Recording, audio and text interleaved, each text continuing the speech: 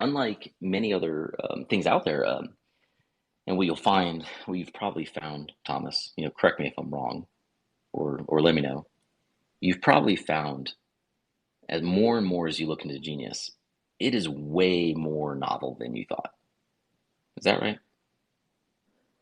Yeah, there's a lot of just it's the new concepts that are I'm starting to recognize and starting to get more familiar with are so new to DeFi. It's going to inspire so many different developers out there to not only probably try to copycat what you're doing, but I think eventually build around Genius, and ultimately, that makes like a big ecosystem in the overall picture here. But it's gonna definitely it's a game changer, and it's something that takes time because even with Bitcoin at the very beginning, my very first investment in Bitcoin, I didn't know what the hell I was buying. I didn't know how to mine it. I didn't Yeah, know how to do yeah, anything. And then the same thing with Ethereum. It was $7. I'm like, I'm buying it because all I have is this Bitcoin, and then there's this thing that has to do with smart contracts. So, I just jumped in, asked questions later, and now I'm starting to realize what I purchased, and I'm not having any buyer's remorse at all. I'm actually buying more and staking, further out. yeah. With like, for example, a journalist I knew from Cointelegraph. My bad, Cointelegraph. Um, Maybe I think it was late 2016. Yeah, he was marching up my door like, "Man, you've got to pay attention to Dash. You've got to pay attention to Dash." And I'm like, "Yeah, okay." Or, I have like, I don't know, I think 10,000 Dash, and you got to pay attention to Dash. And I'm looking at him like, "Okay, wow, this is worth like significantly more than I had." And he was telling me some things about it. I decided to look more into the novelties of Dash itself. I did, and I was like, "Wow, I need to pay more attention to this," right? Um, and I'm very glad I did. So, yeah, the things that have novelties to them, that's what we really want to find here. And you see many projects, and this is human nature, really. Many projects, many products in the crypto space. Someone has an idea, or this other developer has an idea, and it's really exciting. It's really cool, and then they go ahead and they make that idea, right?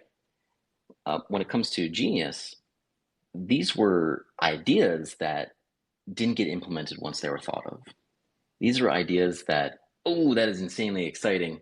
Well, let's let that simmer because all technologies you make as a technologist, someone who's been doing technology for more than 2/3 of my life, I've realized that every time you have a solution, you always have problems with it.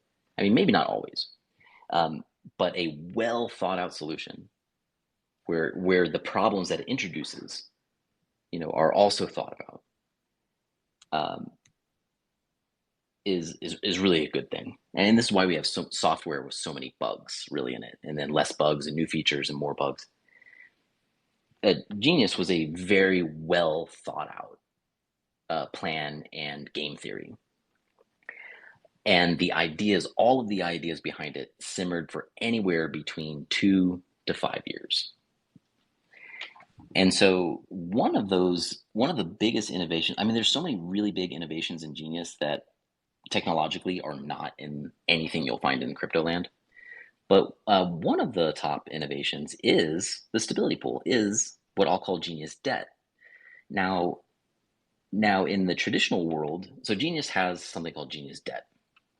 And in the traditional financial world, when we hear debt, we've been very programmed to think of it as a bad thing.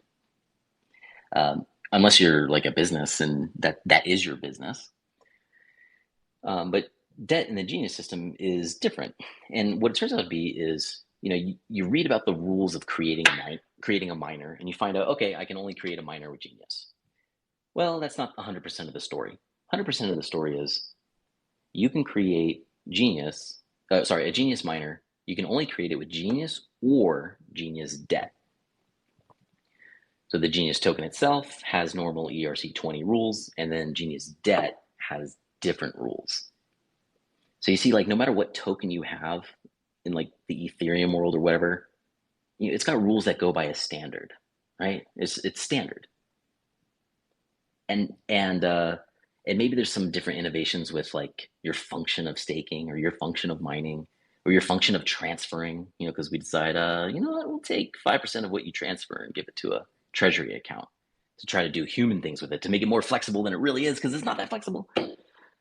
So then we have is Genius debt. You have your token and you have debt. So the thing that you need Genius tokens for, which is to create a Genius miner, there's this other token thing called Genius debt, and it's not something you can hold. It's not an ERC-20. Genius debt is one of the few novelties that is also one of the few biggest game changers in DeFi itself. And I should probably explain it after that, but I figured I'd let you say something. Well, yeah.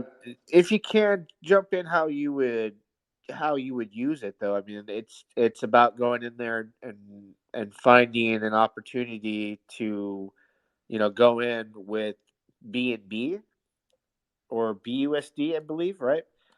Let me take a look here. So yeah, you're going Yes. in with your BNB or BUSD, because I know there's a Geni option as well.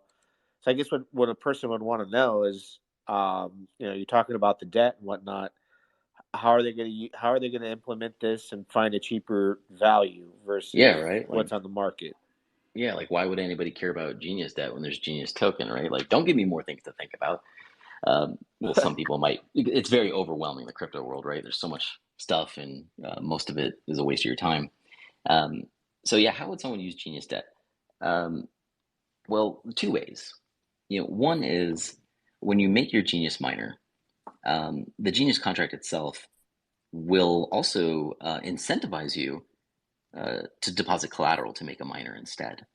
So if you're sitting there and you're like, you know what, I'm going to deposit like, a million Genius, or I'm going to deposit like 6 million Genius, or about, I think that's about $1,000. I'm going to deposit about $1,000 worth of Genius, get my miner. Woohoo, I'm excited. Um, but the Genius contract is telling you like, hey, you can deposit $1,000 worth of this ERC-20 or the native token or the stable coin. You deposit $1,000 worth, and you're actually going to get more than $1,000 worth of Genius. Maybe you get like $1,010 worth of Genius, 1,050. And so that's like a no-brainer, right? It's like, let me do this option because I also have USD coin. So how do you use Genius debt? One of the ways is the system, the Genius contract gives discounts for miners, a limited amount of discounts. And those discounts come with people who are backing the price of Genius with different blockchain collaterals. Just like what many algorithmic-based stablecoins do. Like DAI, for example. DAI is backed by many different collaterals. Ethereum itself, um, USD Tether, and USDC, and I think like two more. So, uh, so that's the one way that you use Genius debt because it happens to be economical. You got lucky to see it, for the first time, to see that there's a discount, and then you took advantage of that. The other way that you use Genius debt is, well, you're not really using Genius debt, but you're interacting with it, is the Genius contract itself. The Genius contract itself right now is what's happening right now in the Genius world is collateral is being deposited into the contract, and people are taking that collateral instead of dumping on the market. You have a lot of whales and stuff, or you have a lot of people who, they're in a position where they're like, wow, cool, I got a lot more Genius than I had before, or I got a lot more value. I'd like to sell that or dump that. Or you know what? Or I want to mine X amount of it, right? And I want to take some profits. So a lot of people have been doing that with the quote stability pool right now, and that has been absorbing a lot of market pressure, a lot of market selling pressure, right? We don't like selling pressure. I mean, we don't like it when we're holding, right? Or we don't like it when someone else sells, and then we're like, oh man, there's not as much capital available for me to sell if I were to want to sell.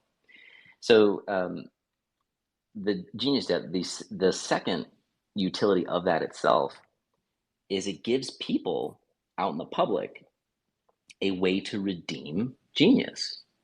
They don't have to go to Uniswap. They don't have to go to a centralized exchange in the future. They don't have to deal with anybody. Or maybe Maybe Uniswap can't serve you anymore in your country, and it turns out one exchange doesn't serve you, right? Or maybe Genius gets gate kept, sort of like other people complaining, we're gate kept on Coin Market Cap. This sucks. There's multiple coins, dozens of coins gate kept on Market Cap, by the way, on that website. Um, so so who cares? There's always a place you can redeem your Genius. So that's the other second big thing, is that Genius Debt allows people to be able to redeem their Genius for stable coins and native tokens. And I'll have to admit too, one of the things I literally slept on, I was going to stay awake for it, and I noticed it, was I was clicking around on the auction tab one night on Ethereum. And I don't know, I don't really hear many people talk about the auction so much until recently. I started seeing it in a few chats. But I saw a really beefy, like it was on the Ethereum network, a 50, I think it was like a 50 million GENI stake for like 366 days. And the bid on it was like 4.6 million GENI with a few hours ago. I don't know where it ended at, but I was like, oh my gosh. If somebody, I'm sure a lot of people fell asleep like I did, and maybe that person got a good deal, but how does that work? Because now you can auction off these stakes that you have, and then people are going to do a bit, kind of a bid war over it. But if somebody were to just bid, you know, a million Jenny, does it work like that, or can you set it to start at a certain point, at a certain We, amount? those are really, really good questions. And did you see that bid recently where someone from the community, what they were doing was they were selling like a Genius coin, like that they made or something, like a metal coin, and it looked really cool, right? This physical metal coin. And instead of going to eBay with that physical metal coin, and you know what? Actually, I want to know who won that. I'd really love to know. Instead of going to eBay and selling, instead of the person going to like Etsy and selling their art, or going to eBay and selling their art, what they did was they created a Genius auction for a small amount of Genius. They created a Genius miner, containing a small amount of Genius, and they sent that miner to be auctioned, right? Like to an auction pool. So everyone who's using the Genius DAT, they saw that, and they probably thought, why on earth would I bid for this extremely, extremely small amount of Genius? Like, I don't want this. But he told the community, hey, look, the winner of this bid, um, whoever wins this, I'm going to give you this Genius coin. It looked really cool. I got to say that again. I'm going to give you this Genius coin, and if you're the winner, get in touch with me and then send me X amount of Ether or X amount of stablecoin in for shipping. So then I'll know it's you. I'll know that's actually you, right? Because we're talking. I say send me exactly this much for shipping, and then the person does that, and they're like, cool, let me ship the coin to you. So that was really neat. That was somebody using the Genius auction system to get paid what they wanted to be paid in Genius, and the shipping too. But you see, like, while that doesn't really sound very interesting or exciting, what is cool is that auction that he did benefits everyone in the Genius ecosystem. It adds, a certain supply gets burned, different shares, are being held long term, and there's a lot of micro, like economical things that happen that as they stack up more and more and more, they add up into a big snowball. But this is a snowball of benefits to all users across the entire system that turns into a big snowball of benefits. It, Before with the auctions, but I'm sorry. What? no, I was going to say it also adds to the flexibility because even though you're stuck in an advanced miner for, let's say, 1 year, if you put it up for auction, that could be your way of getting your your value back by selling that, right? Am I right by Yeah. saying that? Well, Because yeah, but you're auctioning it off, right? Like you need money, because the only way you'd want to end was if you need the money for whatever reason. But it's an advanced miner. You could just set that bad boy for auction at, let's say, when the price is 5, 10x. If and when that happens, I think it definitely will do a 10x from here. I don't question that, but then it would be worth a lot more to put up for auction at that point. It makes sense, especially if it's month number 8 and you got 4 more months to go. Wouldn't that make sense for somebody to do as well? Totally, and I want to add to that. I mean, that's very well said, Thomas. And I'd like to add to that is one of the many avenues that people have, for liquidity. And by the way, in regards to Genius debt, right? We're like, well, why would you use debt? What's great about this? Can I tell you about with an insane number of hours of time I've spent doing blockchain analytics, analyzing all the transactions on the Genius contract? Can I tell you about something really interesting I found for people using Genius debt? Go for it. All right, cool. I mean, I figured you weren't going to say no, but so this was also by design, or the intention.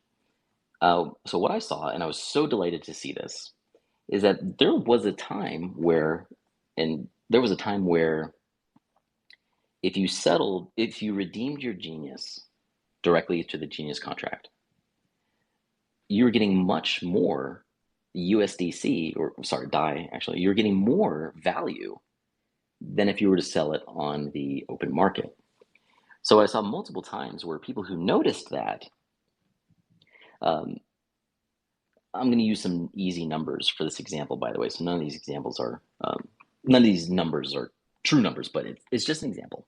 So for example, I'd see some people who redeemed their Genius, and I look at their transactions, and I would see, awesome. Okay, this guy saw that, he could get Genius for, let's just say, $1. He could get Genius for $1 on the open market. So he spent all of the stable coins. I think it was like 2000 and something for one example I'm thinking of. He spent 2000 and something dollars to buy Genius on the open market. And Genius still being in his infancy, let's say that pushed Genius up 0.1%, right? Some people get really excited about 0.1%. Maybe it was 0.2 or 0.5. And then he sold it. He sold that Genius that he bought from the open market. He redeemed it from the Genius contract, and he got back like something like $2,400.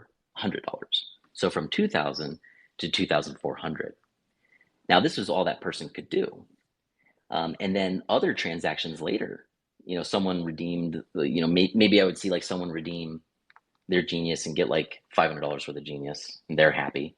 But I see another person who redeemed, let's say, I would see, before they redeemed, they bought from the open market. All right, cool. So, okay, I see here. Nice. Wow.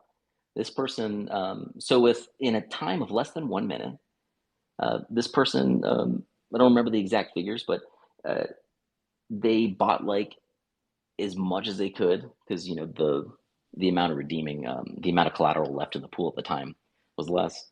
Um, Maybe they bought like $8,000 worth of Genius from the open market, pumped it in at that time, when Genius was less liquid, pumped it a nice sweet like 2%, 3%, maybe 4%, and redeemed it from the stability pool and made an arbitrage there.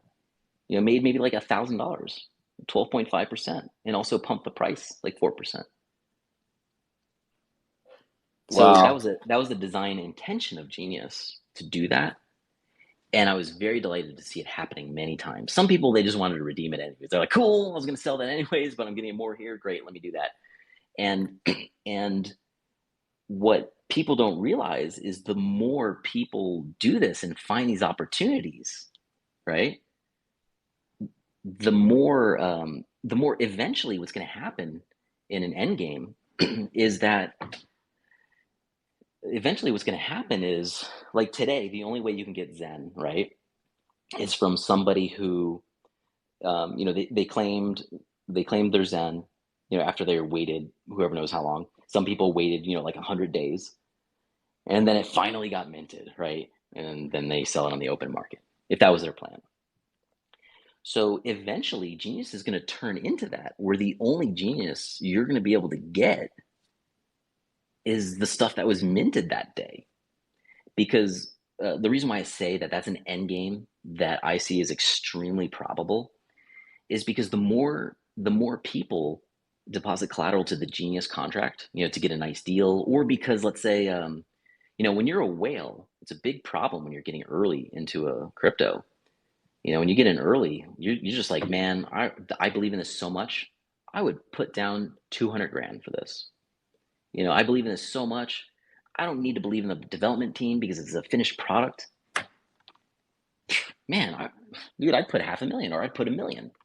Then they look at so this is the problem, right? It's not a problem that they want it because they want it. That's their own desire and they see the future potential. But the part that becomes a problem is when your whale goes to the open market.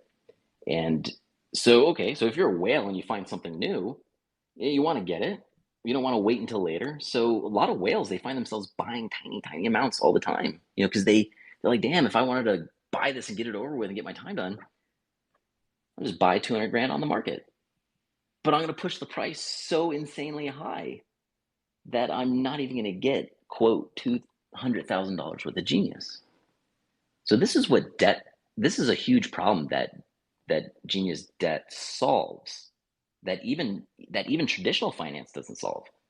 If you want to buy a lot of a certain stock, the debt. If you want to buy a lot of a certain stock, you can't do this.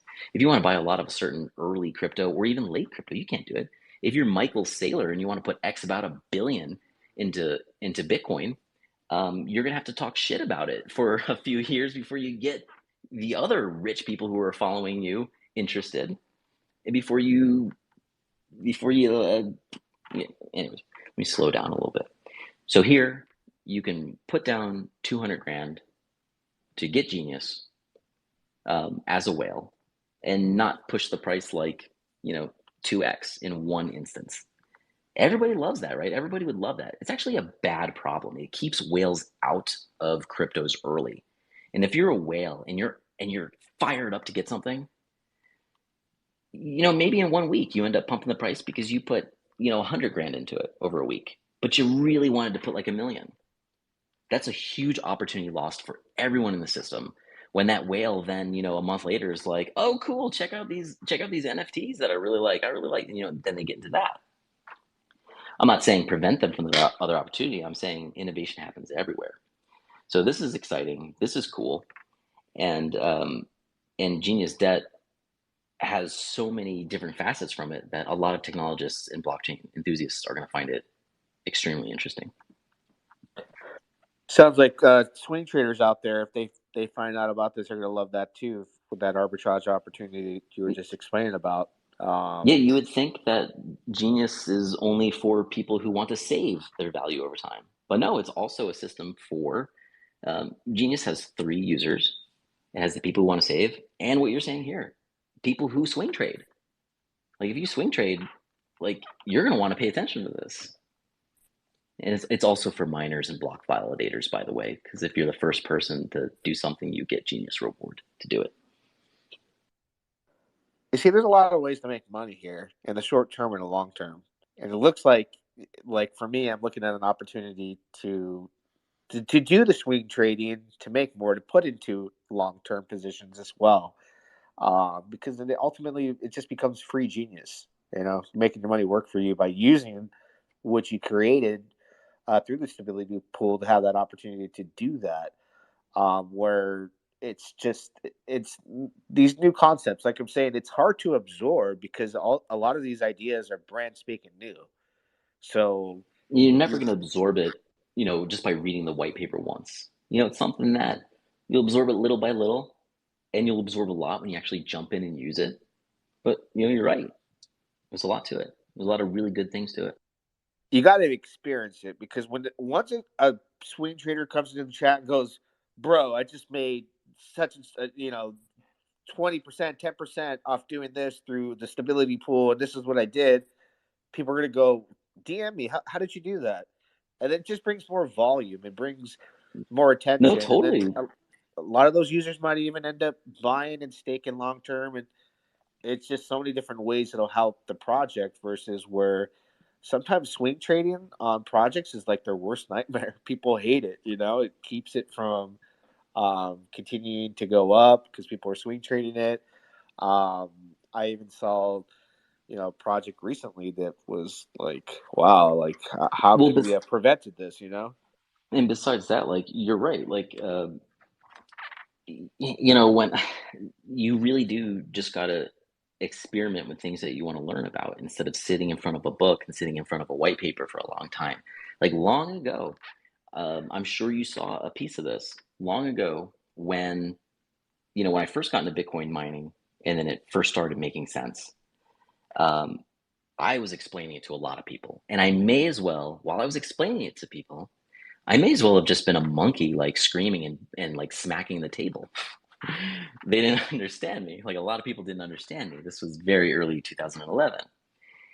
And the people who years later took a little bit of extra time to listen, they're like, this sounds too good to be true. And I heard that so many times that I ended up saying, well, it is too good and it is too true.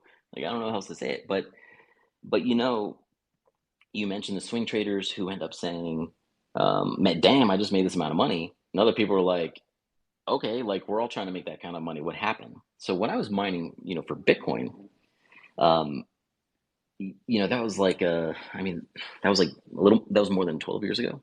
Or no, that was about exactly 12 years ago when I actually started mining it. Um, at that time, like one of my dream car was a Corvette ZR1, like America's like only supercar, right? And a lot of people would argue with whether or not that is. But I really loved the ZR1. I wanted one, and my means, most people around me with the means I had, most people around me be like, all right, good luck. You're not going to have a ZR1 for a while. Um, but then next thing I have a Porsche and I have a ZR1. That got a lot of people's attention. Like, hold on, how is this? How hold on a second. How is this like? Where the hell did you make the money? I'm like, dude, Bitcoin mining, dude. I am so interested in Bitcoin mining suddenly. None of the crap you told me made sense, but I'm willing to put a little more effort. Yeah, word of mouth got around pretty quick, and that's the best way to gain new users is by the experience of another person going, hey man, like you got to experience this, and then they tell their friend. The next thing you know, everybody is talking about it. Dude, Because the when opportunity's Bitcoin, there, it's just not tapped into yet, Robert. It's mhm. no one when understands. when Bitcoin was blowing up, and when Hex was blowing up, it was it was blowing up at a time where people were taking major profits, and then other people were willing to be that exit liquidity. I'm not saying it in a bad way, but remember the whole Hex flex time? Like that's when Hex was blowing up. Hex wasn't blowing up because people who hated Hex heard about Pulse Chain and they were like, cool, suddenly Hex is cool. Hex was blowing up and Bitcoin was blowing up because people were seeing their flexes or people were hearing their success stories. And that's what people want. They want that success too. They want to do something to. I mean, there's many things people want, but in this context, people do want something better to do with their money that just sits there, or people do want opportunities to get arbitrage, whether it's buying something on eBay and fixing it up and then reselling it for higher. And people want opportunity and they want success because they don't feel like they've hit something where they can say they're successful. They want that. Um, so that's that's the that's the best marketing. That's what people want. And these things like Genius and Novel, the decentralized finance apps, they practically scream that out at people. There's a lot of success. People are doing really well. Well, I think you might have